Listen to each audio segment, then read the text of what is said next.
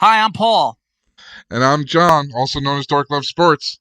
and this is Airwolf to Rewolf. We'll be covering Season 1, Episode 8, Mad Over Miami. Paul, you're doing the summary this week. Why don't you get us started, buddy? Well, Dom is flying his helicopter. He's doing a mission on his own. No string full of hawk. He's flying to Cuba to basically exchange money to ransom two prisoners. He gets into some trouble. With Sergeant Diaz, played by Javier Grajeda. Sergeant Diaz is not a scrupulous fellow, let's say. Aww. But during the exchange, another helicopter flies in and steals the briefcase with the $2 million. And Diaz is pissed. He doesn't want to make the exchange now. He blames Dom. Right. Everybody's blaming Dom, right? Because he leaves without the prisoners. They say, okay, now it's going to be $3 million because you're trying to pull a fast one on us. And now Dom is in trouble with the people that hired him in the first place, right? Which is one of the prisoner's father and one of that same prisoner's daughter. The interestingly named Ivan Rivera and Stella Rivera. Well, I mean, it could be Ivan, right? It is Ivan. No, it's interesting because they're Cuban names, right? I think this is actually a thing that happened. They're Ivan and Stella because they're from communist Cuba. Right. Ivan is clearly very Russian sounding, right? Rivera, so you get the mix. Go ahead. Sorry. No, that's all right. So they're pissed at Dom. They think that he stole the money. So they don't want to give him the money. They kind of kidnap Dom. Meanwhile, Archangel is talking with String, and he's saying we lost contact with Dom. There was a distress call. He went down somewhere in the Florida Keys area. String is obviously concerned. He gets an Airwolf and he flies through a hurricane to find Dom. What am I missing here? Picks up Dom in a bar. When the attack comes and they steal the money at the prisoner exchange, Dom's helicopter is damaged, so he has to land somewhere in the Florida Keys. Yeah, he's leaking fuel. Surfs in on a hurricane to investigate, and then finds the helicopter, and then we find out that Hawk is magic again, because then he lands on the perfect island and just walks into the bar where Dom is sitting there. Just cool. It's just cool. He just found him. It's just like, yeah, no, boom, done. So there's some negotiation, right? They got to do this new exchange. They need $3 million. Where are they going to get it? They borrowed money from Sanchez to fill out the $2 million in the first place. Maybe Sanchez is the one that stole the money. He's got his own little private army. Blah blah blah. Fast forward, basically, String and Dom extort Archangel for the $3 million that they need to go. Yeah. So Stella and Ivan Rivera seem to be the head of a anti-Castro revolutionary group outside of Cuba. They raised the money to get the two prisoners, the $2 million, and use Dom because he knew what they looked like, right? Right. Dom trained them prior to the Bay of Pigs years ago, so yes. Dom knows these guys back in the '60s, right? So then, Stella and Ivan Rivera can't make $3 million. They could barely get the $2 million, and then Grandpa Rivera reveals he worked with Sanchez. Sanchez is a criminal baddie who supplied $1 million of the $2 million. Now, immediately Hawk is like, Sanchez did it, and wants to go get Sanchez, and then there's the negotiation. Eventually, he gets to bring Dom, and they go to Sanchez. What happens when they meet with Sanchez, Paul? He comes in on Airwolf, and he's like, yo, I want to talk. And they shoot they have like a bazooka kind of surface-to-air missile thing. Airwolf dispatches that. Airwolf blows up a bunch of Jeeps, and he shoots there's like stacks of gas cans laying around. He shoots those explode. Yeah. And then he flies, he lands, and he gets out of the helicopter. He's like, yeah, I want to talk. And they're like, okay, fine, let's talk. Yeah. Which is weird because they were just shooting at each other. Yeah. But then he actually gets out of Airwolf. I thought he was going to stay in Airwolf and be like, okay, look, I'm in my little armored shell here. We can actually talk because I don't trust you for shit. But he's like, no, I'm going to get out. I'm going to get out and leave Airwolf parked over here. Yeah. So, and then Sanchez pulls out a phone. Who's on the other side of the phone, Paul? Oh, it's one of the Archangel briefcase phones, right? Like we know immediately when he opens the briefcase, like, oh, this is a direct line to Archangel. And Archangel is like in his helicopter Yeah. with Morella. It's like, how do you know Sanchez? Are you guys like, did you go to high school together? And he didn't say that, but it was one of those moments. Yeah. So, And so now we know that there's a connection between Archangel and Sanchez, which then Hawk uses to blackmail Archangel for the $3 million he needs for the prisoners. right, he's like, yeah, I'm gonna call up the Washington Post, give me the $3 million. Archangel's like, fine, here's $3 million. So then, inexplicably, okay, Don gets the $3 million, and he goes with Stella in his little, I guess, newly repaired Santini Air Yeah. American flag helicopter to go deliver the money. And for some reason, during this kind of tense exchange, String is at a bar hanging out With Archangel and Morella drinking. Yeah, and then he sneaks out for no seemingly reason. Because he's like, oh, I'm feeling emotional right now. I got to go to the bathroom. Instead, he just goes to the back towards the bathroom, and he leaves, and he runs out. And as he's running out, some of Sanchez's men follow him. There's a really big Sanchez guy. They meet in a stream. They have a fist fight in the stream. The luck of Stringfellow runs out. He Hawk gets knocked out. KO'd. That big dude knocks him out. Now he's captured by Sanchez. Sanchez is like, I want the Airwolf. Yep. String resists, but then he's like, it's going to be hell in prison for your buddies if we get the big reveal that Sanchez has been working with Diaz, which we kind of knew. The Sergeant Diaz was Sanchez's prison, like he held him prisoner, right? And he was his jailer, and now they're buddies and conning people together. So that's that's a testament to the ability to forgive, I guess. It tracks, and Stringfellow is able to escape from. How does he escape? Well, we're going to talk about this. We're going to talk about this later. But he's able to escape. He is able to escape. Okay. He, of course, the prisoner exchange with Dom goes south. He basically takes the money and he's like, you know what? I'm going to arrest you. Yep. And then here comes Airwolf flying in over the horizon, saves the day. Dom is able to extract the money and the prisoners. Yep. And Stella and get out in his helicopter. We have a little dogfight with some MiGs and boom, happy ending. Well, Sergeant Diaz gets his money back. Oh, go ahead. Sergeant Diaz calls the MiGs. Up until then, he wasn't going to call the MiGs because what he was doing was illegal. Sanchez told us, right? He can't be doing these prisoner exchanges. The Cuban government would get mad about it.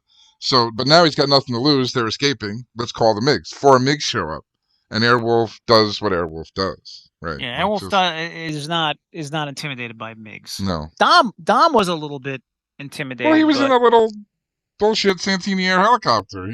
And actually, Airwolf there is a missile that's going towards Dom's little bullshit Santini helicopter, and Airwolf is able to kind of get in the way of that and use it to destroy the jet that fired it. Yeah. The classic use the missile on itself move.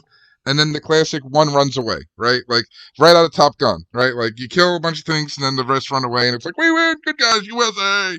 And that's the episode in a nutshell. There's not a whole lot in terms of reveals, in terms of secrets. I mean, there's a little the cahoots between Sanchez and Diaz, but it's fairly predictable, I would say.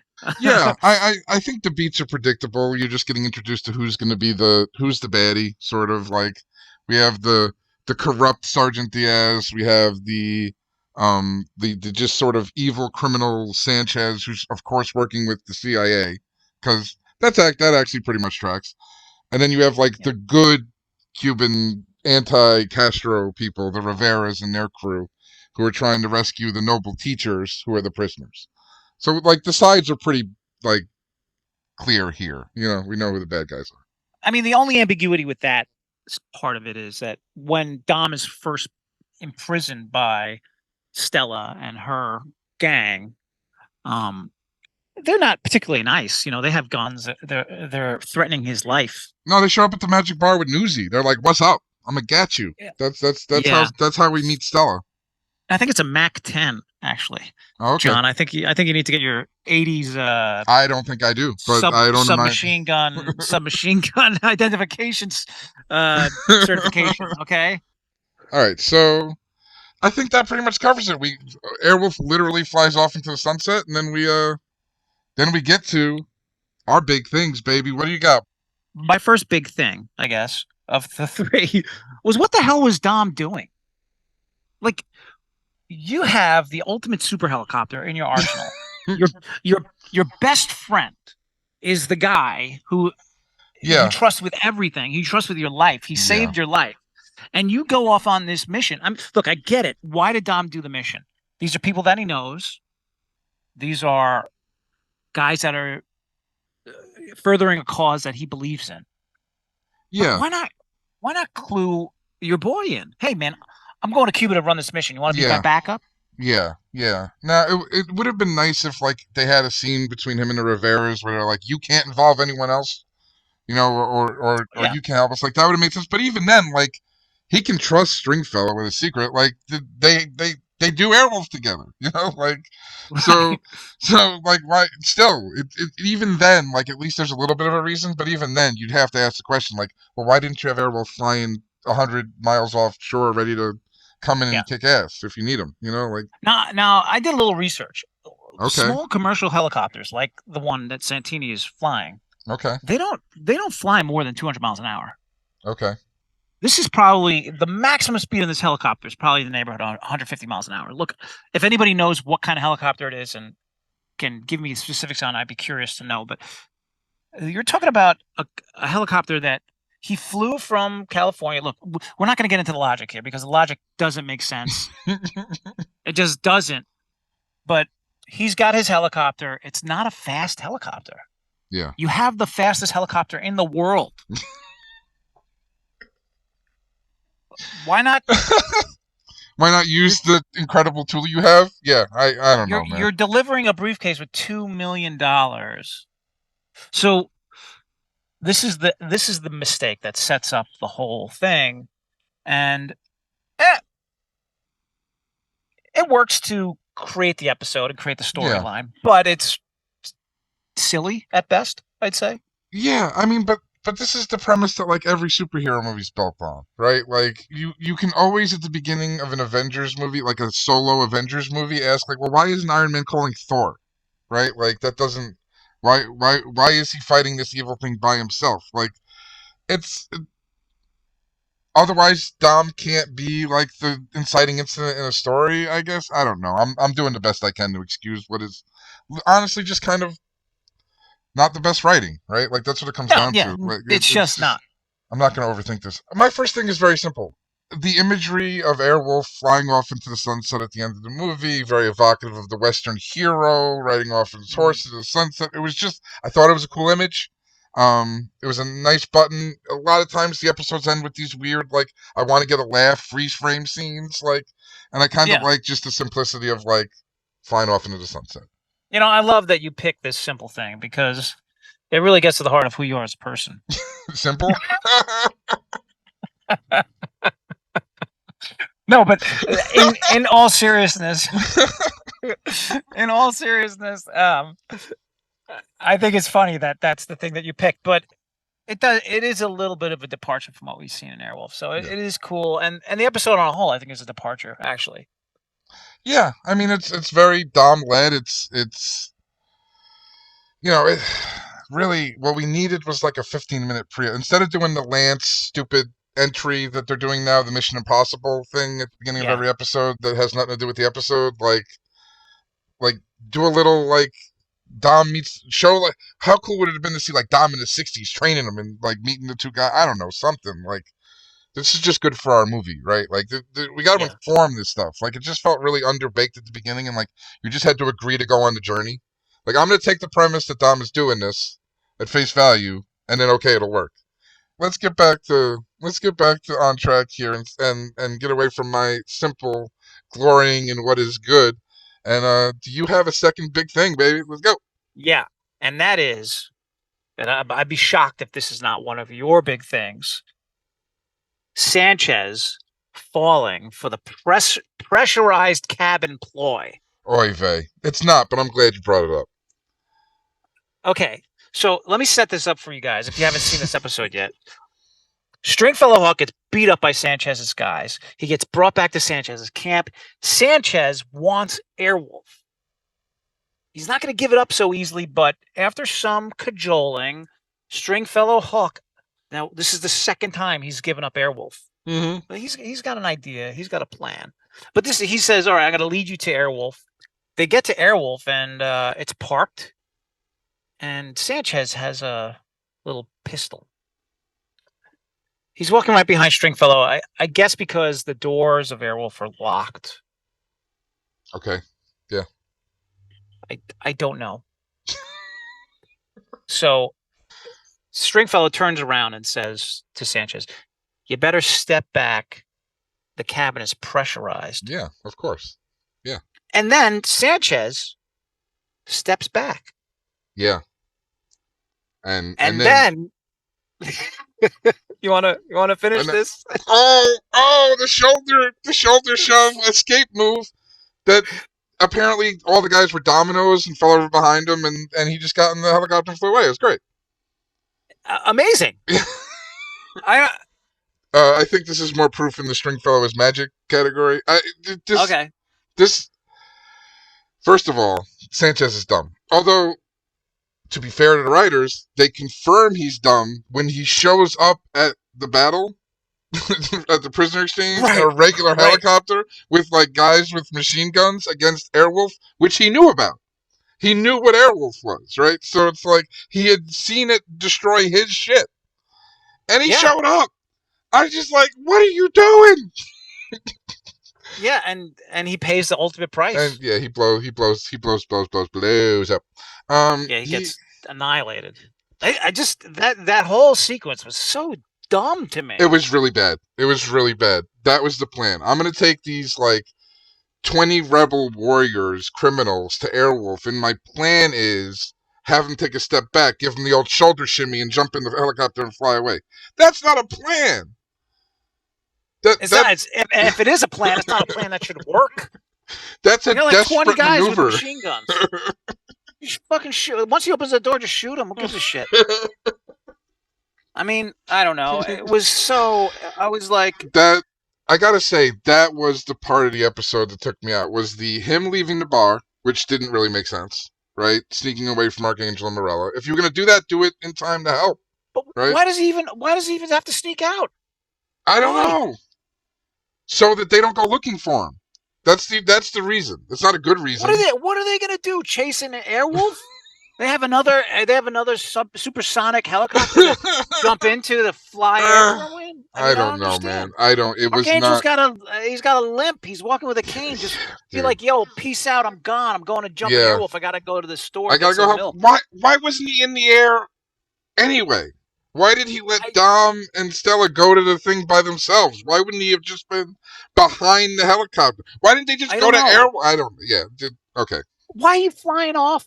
Why are you letting Dom fly off to Cuba on his own, and you're hanging out with Morella and Archangel, your two favorite people in the bar? They spend a lot of time also between Stella and Dom going like, do you trust me yet? No. Do you trust me yet? No. Do you trust me yet? Maybe. Do you trust me yet? Yes. It's like, we had to do this? There was a lot of that. It was a bit. All right. I'm gonna take us back into a more positive direction, and I'm gonna try something that we've never tried before, which is gonna be the screen share.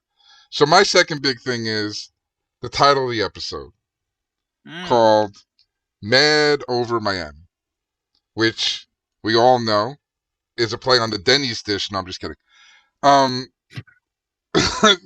So I looked it up because I just know the Denny's dish moons over Miami, and I didn't actually know what that would be a reference to. So I looked up Moon Over Miami as a 1941 musical. So my big thing is the poster for the musical. Can you see it, Paul? There's a lady in a bathing suit. Isn't it interesting to you? And I'm just, this is why it's my big thing, because I think this is amazing and hilarious. Go Do you ahead, John. I'm lost here. All You right. stumped me. I'm Okay. stumped. So we have the Consider me stars. stumped. Do you see where it says Don Amici and Betty Grable? Yes. Okay. Do you see the guy under there? The third actor is named Robert Cummings. Uh-huh. If you read that real quick, given where her shoe is and how small they make Robert, doesn't it look like it's saying something else to you? Sure. Okay. That's my big thing. That shit's funny. So, hey guys, it was an episode, all right? I'm stretching. I found that and I thought it was great. I was like, they so did that on purpose. That's great. That's hilarious. 1940s. We're trying to bring in the horn dogs. I love it. So there it is. Well, my third. Okay. Bring it back in, Paul. You got this.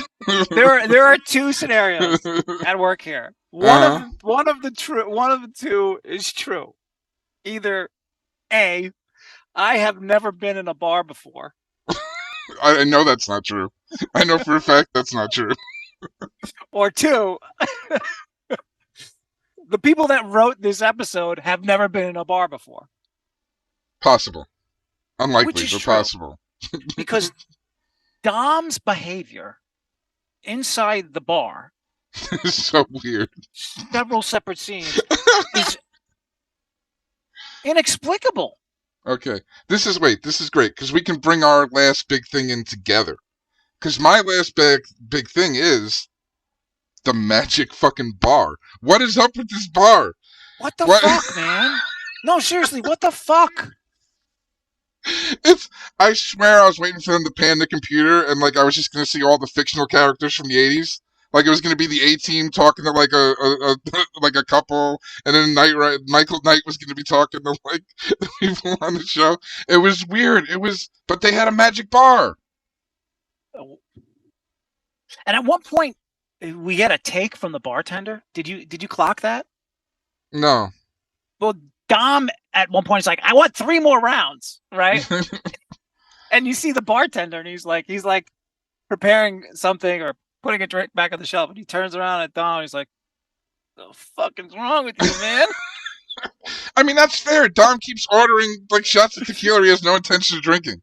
Like, and he's at the bar, he's got his beer, and then the camera kind of I guess it pans over, and we see there's like 5 or 6 other poured beers like lined up yeah, in a row. I think shots on the bar. Yeah.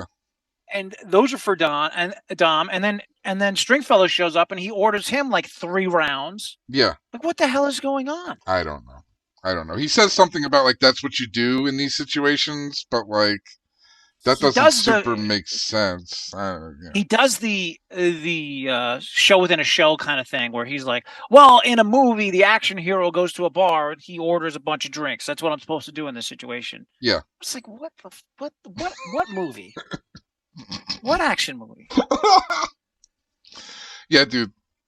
I wish I had an answer for you, but that bar was magic. That's all I'm saying. That's all. It was totally. I mean, crazy. It pulled Stringfellow to it, right? Like what other explanation is there for him just showing up in his red shirt and khakis and getting out of Airwolf and walking right to that bar where like he didn't expect to find Dom there.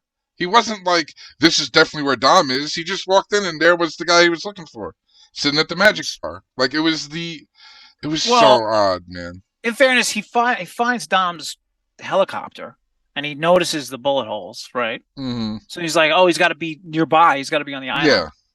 So he does find the bar that way. I mean, that part is more believable, but I guess if you're... But is that the only thing on the island? Like, is that the only, like... Is the island basically just like a beach and one bar? There's a stream. There is a stream. You're right. There's a stream on the island. There's a stream and a bar and a beach. That bar is a vortex for action heroes and villains. It sucks them in, and that way everyone just goes there and they meet and they get on with the stories. So those are our three big things. Look, I don't know what else to say about this episode. I think this is one that you just kind of get past because, and the dog fights were cool. The dog fight was kind of cool. It was fun. I mean, yeah, it. This has happened in like half the episodes, right? Like there is something that you just have to accept, or else the whole episode falls apart on you. Now, to be fair, this one also had the weird. I think the reason this one affected us both was like having a premise at the beginning, like Dom is doing this for a good reason, isn't that outside the norm for the show, right? Like they kind of throw us into the action a lot in cold openings, and we're just like, okay.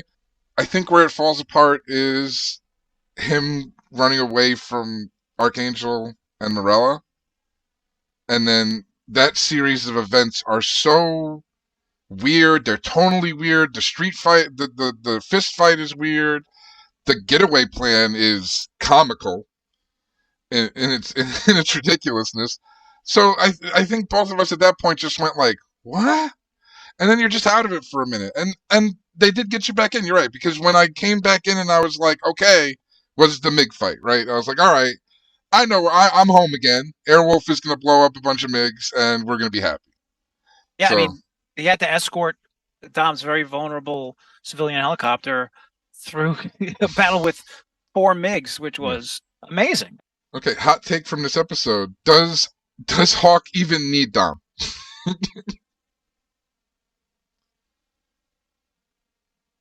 I refuse to answer that question. Okay, I have an answer. Not for Airwolf. Okay, I just came up with an answer. Well, you said you had an answer, and I said I didn't have one, but now I have one. Okay, so I want to hear your answer. No, I want to hear my answer first. I want to hear your answer. Stringfellow needs Dom because Airwolf is not an action TV show. Airwolf is a journey towards self-discovery, and we need Dom for that. 100%. He's there for the hero's heart, not the tool, not that. So looking at this episode through that lens, I like this. Okay. What is the episode about? Okay, I like it less because I got nothing. Okay, no, I guess what I'm kind of getting at is that the episode is about Stringfellow being worried about Dom. Mm-hmm. And at every instance of the episode, it's Stringfellow going to pluck Don out of danger. I got this. I think if you're going to think about this episode, this is the Irv Kershner of the Airwolf season so far. And what I mean by the Irv Kershner is I am of the camp, and it may be a smaller camp than some, that Darth Vader is the main character of Empire Strikes Back. Okay, of Empire. All right. And Darth Vader's success at the end of the movie is actually an emotional high moment because he defeats the rebels. Right? It's Kershner packages it in a way that you think the story is about Luke. You think the story is about Han Solo and the relationship with Leia and Lando and blah, blah, blah. But actually, the journey, or I guess the mission that's at hand, is Darth Vader's task, which he accomplishes. Yeah. So in this episode, you see Dom, and you kind of treat him as the second character. You think of Stringfellow as the main character, but in reality, you said it before, this is Dom's episode, and Dom is the main character of the episode. Okay. He's the one that makes the mistakes. He's the one that fixes him at the end, ultimately. Mm-hmm. And it's his mission to complete. What do you think of that, John? I do. It's Dom's mission to complete. That does sort of unlock a lot of things. Like, even, maybe, Hawk understood that, and that's why he didn't go in Airwolf to the final drop-off. He understood that this was Dom's mission.